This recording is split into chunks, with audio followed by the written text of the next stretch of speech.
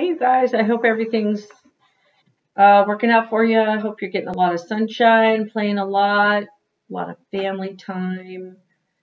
I hope this isn't a scary time, just a time to of transition, I guess. All right, kiddos, we're doing the Candy Shop Wars, and we're on chapter 11, Mirror Mints.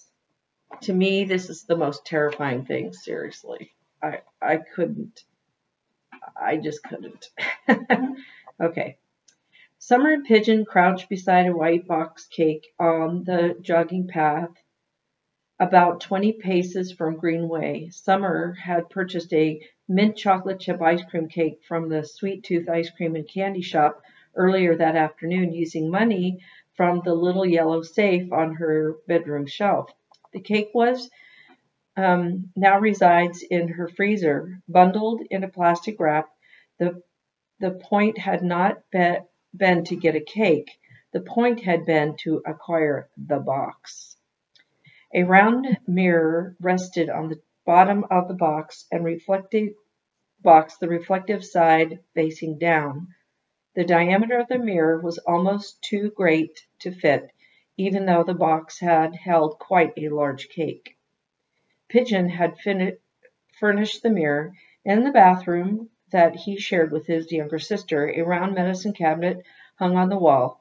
Up until that afternoon, the mirror had served as the front of the cabinet. Now the cabinet had no front, exposing narrow shelves stacked with bandages, bottles, and dissolving tablets. Pigeon had no idea how long it would be before his parents noticed, but he was much less worried about it than he would have been a week ago. Summer and Pigeon each uncapped a tube of superglue purchased at the Colson General Store. They squeezed the colorless gelatinous glue all over the back of the mirror, closed the lid of the box, picked it up, and hastened back down to the path to Greenway. It was Friday evening, and the line of customers at the Sweet Tooth ice cream and candy shop wrapped halfway around the outside of the building. Cars jammed the parking lot and lined the curbs of Greenway and Main. Summer and Pigeon skipped the line and pushed their way through the front door with the cake box. All of the tables inside were occupied, with many patrons standing around nibbling at various sweets, but an older couple was just standing up from a square table not far from the door. Summer and Pigeon rushed over and claimed the table before the couple had cleared their napkins. Summer positioned herself to at least partially impede a view of Pigeon from the counter. Setting the cake box on his lap, Pigeon opened the top, removed the mirror, and pressed it up against the underside of the table. He held the mirror firmly in place, fingers splayed against the glass, and slowly counted to 30. The glue was supposed to work instantly, but he wanted to be safe. He kept an eye on the customers standing or sitting near him, but none seemed to be paying any attention to his actions. Carefully, he reduced the pressure of his hands against the glass until he was no longer supporting the mirror. Pigeon gave Summer a curt nod. He glanced beyond her at the counter, manned by a big round man, the guy with the birthmark, and the dwarf. They looked harried as they took requests, filled the orders, and made change, and gave no sign of having noticed him or Summer. Toting the cake box, Pigeon and Summer dodged around the line at the door and fled the store. The club radio came to life, playing one of the 5 or 6 songs that seemed to be incessantly on the air lately, and Trevor pawed at it, slapping the snooze button. His mattress felt deep and soft, and his pillow was bunched just right. How long did the snooze button last? 7 minutes? 9? He pushed himself away from the mattress. That was the danger of keeping the alarm clock within arm's reach of the bed. The snooze button was too tempting, but he had wanted the alarm nearby so he could shut it off quickly. White fudge or no white fudge, he didn't want to press his luck by awakening his parents. The green digital numbers read 216 a.m. Trevor put on his shoes and a lightweight jacket. All his clothes were dark. Grabbing his private stash of moon rocks, shock bits, frost bits, and mirror mints, he went downstairs. He sucked a few sips of water from the faucet in the kitchen, then exited through the front door, leaving it unlocked. He reached the jogging path first and sat down to wait. Hopefully Nate would be sufficiently excited to get himself out of bed. Pigeon had called to report that the mirror was in place. Trevor saw Nate walking down the street and waved. Nate waved back. He was carrying the mirror that Mrs. White had given them. Trevor got up. "You ready?" Nate asked as he approached. "I'm freaked out," Trevor said. "In and out," Nate said. "Hopefully it will only take a minute." "You have your candy?" Trevor asked. "I'm all set," Nate said. They started down the path. "She's going to flip out when she finds the telescope missing," Trevor said. "We'll have to watch our backs. If we pull this off smooth enough, Mrs. White may not even know we did it. I mean, if the telescope just seems to have vanished with all the different people who are hunting for the treasure, who knows who she might suspect?" "Good point," Nate said. "We'll have to try to play it cool. I left several lights on in my house in case we need to retreat to our houses inside the mirror realm," Trevor said. "I never realized how many mirrors we had." "I left my bathroom light on for the same reason," Nate said. "Most houses will be dark, so I hope I will be able to find the bright mirror." Trevor tapped the mirror that Nate was holding. "Dressed in black in the middle of the night, we look like we stole that mirror. Nobody will see us," Nate said. "We walked along the path, we crossed Greenway, and we're there." The night was dark and silent, and they reached Greenway. No cars on the street, no cars in the candy shop parking lot, no people. Trevor and Nate trotted across the street and knelt behind a low hedge that bordered the parking lot. "Let's lean the mirror here," Nate said, propping it against the hedge so that it faced a narrow alley between the candy shop parking lot and another building. "I guess this is as good a place as any," Trevor said. "You have 4 mints?" Nate counted them. 1 to get into the mirror, one to get out, another to get in, another to get out. "Should we do it?" "Sure." "Who goes first?" "I have a flashlight," Trevor said. He stuffed all his candy in his pocket and placed the mirror mint on his tongue. He tapped his knuckles against the surface of the mirror, and it rippled, making his reflection undulate. When he pressed his palm against the glass, it flexed inward, wavering less as he stretched it. He bit down on the mint, and his hand passed through the surface of the mirror as if it were the surface of a pond. He wiggled his fingers. The space beyond the mirror felt much colder than the night air. Switching on the flashlight, Trevor crawled through the mirror into the darkness. Although the dark space beyond the mirror was bitterly cold, he did not shiver or get goosebumps. Before him, at different heights and in all directions, a multitude of rectangles and ovals interrupted the darkness, the vast majority small and far away. Most were so dim that they were visible only because anything else was perfectly black.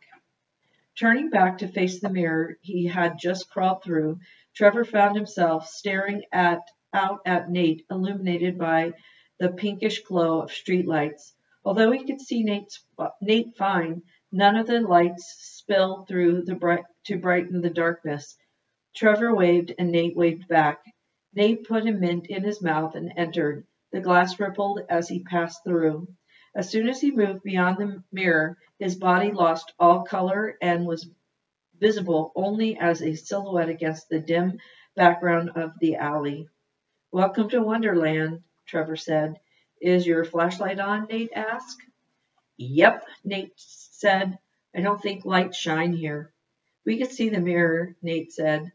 "Light has to be reaching our eyes." "Sure, but it doesn't brighten anything. Not us, not the ground, not even the emptiness."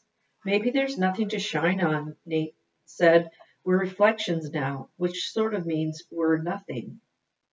You saw me wave, right? Trevor said. Sure. But look, I put my arm right next to the mirror, and absolutely no light hit it.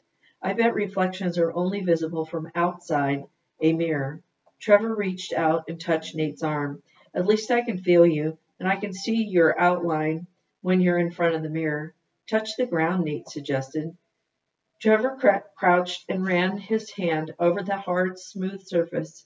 It was like glass. It certainly isn't dirt or asphalt, Nate said. Nothing is quite real here. Not the ground, not even the cold. Isn't the cold weird? Trevor agreed. You feel it, but it doesn't really get to you. It doesn't penetrate. That's what I mean, Nate said. Nothing here is real. We better get going. I can see how people could get lost in here. If we walk directly away from this mirror, we should be inside the candy shop in about 20 steps, Trevor said. He placed his hand against the mirror, which from his current perspective looked like a window. Let me test something. He gradually pushed harder and harder. The mirror wouldn't budge. I'm telling you, I think we're close to being nothing in here, Nate said. We may be just about the only thing in here that can think or move or talk or make a silhouette. It creeps me out. They started taking hesitant steps away from the mirror. If it's dark inside the candy shop, we may have a hard time spotting the way out. We'll find the mirror, Nate assured him. It has to be brighter than total darkness. I keep thinking I'm going to run into something, Trevor said. There's nothing to run into. No walls, no objects, just ground.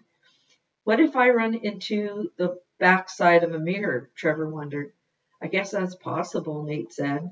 They continued forward. Trevor could not shake the worry that he might whack his face against something in the darkness, but it kept not happening. He paused and looked back at the mirror through which they had entered. I think we're inside the candy shop by now, he said. Nate gave no answer. Nate? Trevor asked. Nate? He repeated, more urgently.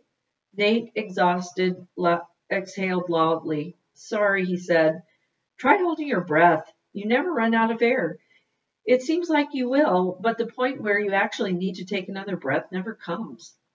Trevor held his breath. Nate was right. It felt normal at first, like his oxygen was running out, and soon he would need to exhale and gulp down fresh air, but the moment of true desperation never came. It's like if we didn't have a habit, we wouldn't need to breathe at all. Find your pulse, Nate said. Trevor felt his wrist, sliding his finger around, searching for the spot a bit off-center where the pulse was strong. He could not feel it. He tried his neck instead, where was usually easier to find his heartbeat. Again, to no avail. Finally, he pressed his hand against his chest. Nothing. No pulse. No pulse, Nate confirmed. Our hearts don't need to beat.